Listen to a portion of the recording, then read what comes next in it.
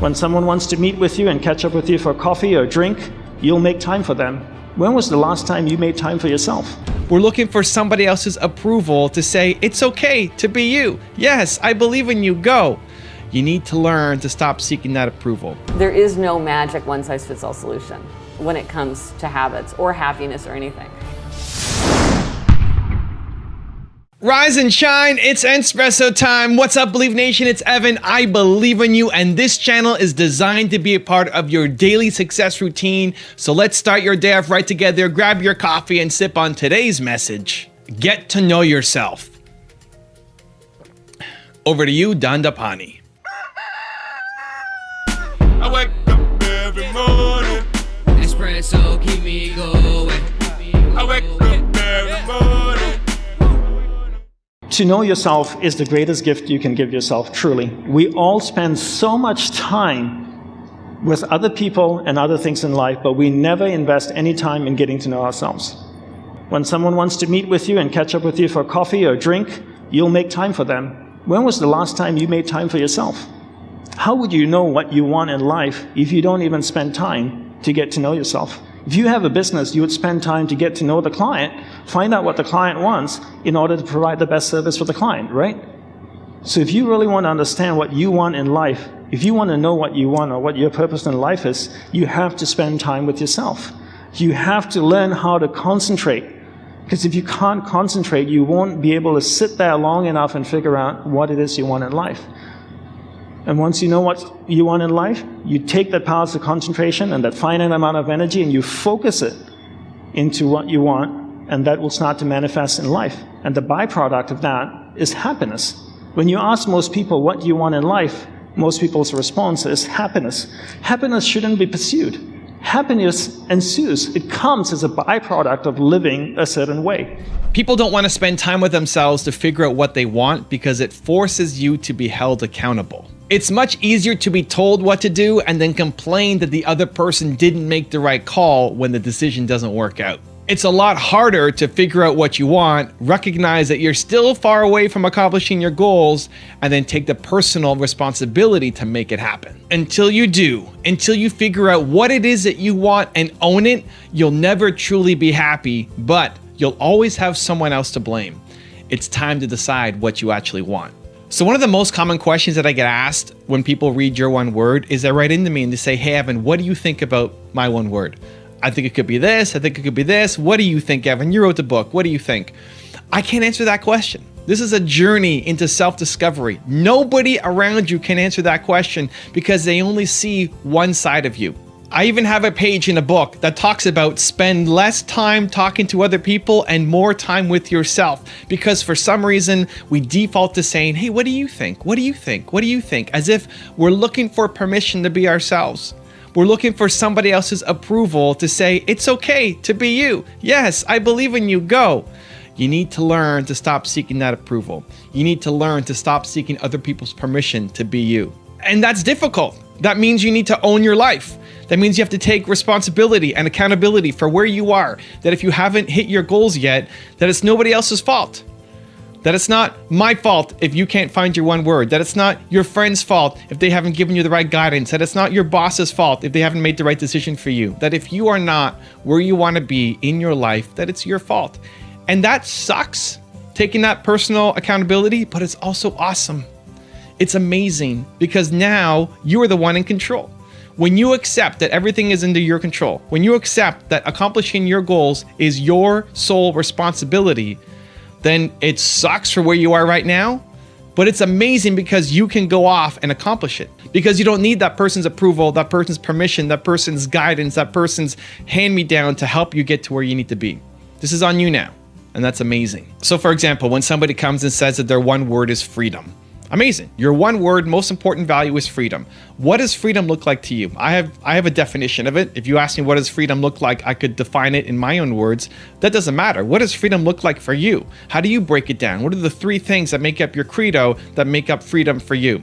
And then how do you apply that to your life? So how do you apply freedom to your relationships? How do you apply freedom to your business, to your career? How do you apply freedom everywhere in your life? Because if you are not happy, if there's an area in your life that you are not happy and you figured out what your one word is, that's the lens. That's going to tell you why. if you are not happy in your relationship right now and your one word is freedom, it's because you don't have enough freedom in your relationship. It's probably because you're being told what to do. It's probably because you feel like you got handcuffs on and you can't do the thing that you want to do. However you define freedom though, that's going to be the path through to solving all the major problems in your life wherever you are not happy. And the same thing applies to your business. The same thing applies to your relationships and your career. The same thing applies to every single aspect of your life. When you figure out who you are, when you figure out what your one word most important value is, when you stop asking for other people's approval, permission, guidance, and they're telling you what to do, and you take ownership and accountability for where you are in life, that's when things start to change. So how do you figure out how to know yourself? How do you figure out what your purpose should be? I'm going to give you the 3-step process. I call it the purpose planner. And through these exercises, if you take them seriously and write them down and spend 5 minutes figuring this stuff out, you are set up for life. I think it's a worthwhile exercise. I hope you'll do it with me. Let's go. Step number 1 is find your who. You have to figure out what your who is, and that's your one word most important core value. You can go through the book, there's exercises there, but think about what is your most important core value, who you have always been and who you always will be. The rock that you stand on. Doesn't matter necessarily what you're doing yet, doesn't matter your activities yet, it's you on a human value basis. I think every human being has a single most important core value that everything else flows through. So if you had to define yourself in one word, the thing that means the most to you, what would that be? Figure out your who. Step number 2 is figure out your why. What's your why? Why do you do what you do? I believe that your purpose comes from your pain, that the thing that you are doing, the thing that brings you the most satisfaction in life, the thing that fills your soul up, comes from actually the deepest pain in your life. So why do I love helping entrepreneurs? Because I struggled so much as an entrepreneur. Because if you ask me, when did I feel the most worthless in my life? It was when I was starting up my first business. When I was 19 years old, I was making $300 a month. I was barely able to survive. I told my business partner that I quit. Meanwhile, I'm telling my friends that I can't hang out with them because I'm living the entrepreneur life. Meanwhile, I can't afford the $20 to go out for pizza and beer. Like I felt worthless. And so ask yourself, when did you feel the most worthless in your life? Because I believe that humans are built to serve. And the more that you figure out what your most painful moment in your life was, the best way that you can serve is to help other people avoid that same fate. To help other people who are going through that thing that you went through and give them a little bit of guidance, give them a little support, give them a little belief. Your purpose comes from your pain. That is your why, and it's your most important step number 2. Step number 3 is figure out your how. So we have our who, we have our why, now it's our how. For me, my who is my one word, believe. My why is the pain that I went through as an entrepreneur, so I want to help other entrepreneurs. But how do I do it? How do you do the thing that you are meant to go off and do? For me, helping entrepreneurs, there's a lot of ways I could do it. There's a lot of ways that I could do it. If your internet goes down, I could come over to your house or your basement or your garage and help you set up your internet, and then you're back online and now you're off running your business. And I'll feel great about the result. I'll feel great that now you are back online and able to go sell your products and services. Awesome. I don't like the process. I don't like the how. I don't want to have to come and troubleshoot and log into your computer and call technical support with your internet provider. I don't want to do that stuff. And so it's really important. This is where a lot of entrepreneurs fall down. You enjoy the result. You enjoy the result of your work because it's tied to your pain, right? You figured out your why. You've enjoyed the result, but you don't enjoy the process. You don't enjoy the process of getting to the result. And the most successful people in the world, they enjoy the process. They love playing the game, not just the results of the game. And so what I want you to do is write down a list of all the things that you have done that you felt great about the result, that tie into your passion, right? That tie into your why. For me, helping entrepreneurs, I would make a list of all the different ways that I have helped entrepreneurs that I felt great about the result. So you make a list, 10, 15, 20 deep of all the things you've done that you felt great about the result. Then look at that list. This is where the how comes in. Look at that list and ask yourself, which of these did I actually enjoy the process of doing and not just the result? I enjoyed the result and I enjoyed the process. That's your how.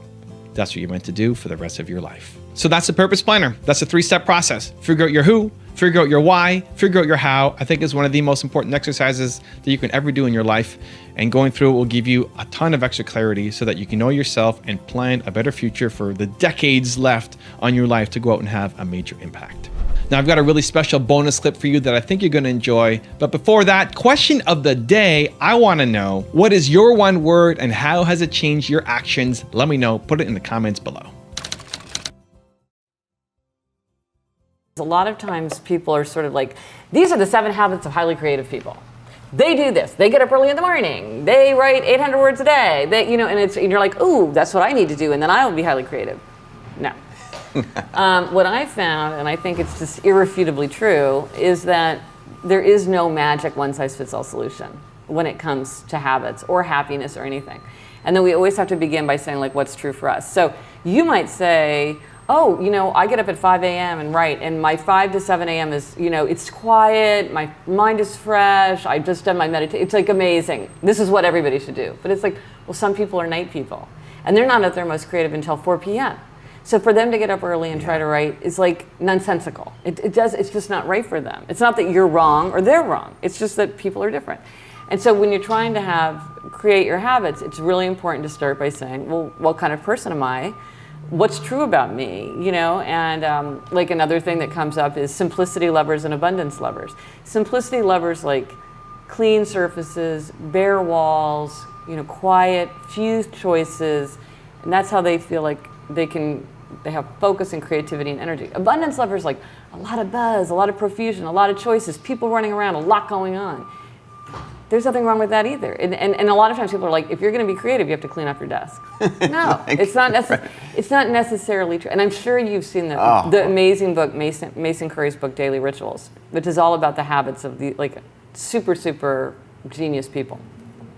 And what you see, they're all over the place. They're all over the place. Yep. So one person gets up early and one person stays up late, and one person drinks coffee and one person drinks vodka, and one person works in a crowd and one person works all by themselves, and one person works a half an hour a day like Gertrude Stein, and another person works 14 hours a day like P.G. Wodehouse. I mean, it's like there's just you can't prescribe. You have to begin by knowing yourself. And so I think that's the first thing for people to do. Say, like, well, when do I do my best work? When have I succeeded in the past? What attracts me? What idea attracts me? Does it attract me, the idea that I would get up at 5 a.m.? Maybe that sounds great, or maybe that sounds like hell. You just sort of think about it. I think a lot of times we're kind of adrift, and we're reacting instead of saying, like, well, what's true for me? How should I shape my environment, my schedule as much as I can to suit myself? Is it fair to say that in Gretchen Rubin's world that step 1 is knowing yourself? Yes. Is that fair? Okay. If you want another amazing video highlighting excellence in the Indian community, check it out right there next to me. I think you'll enjoy it. Continue to believe, and I'll see you there.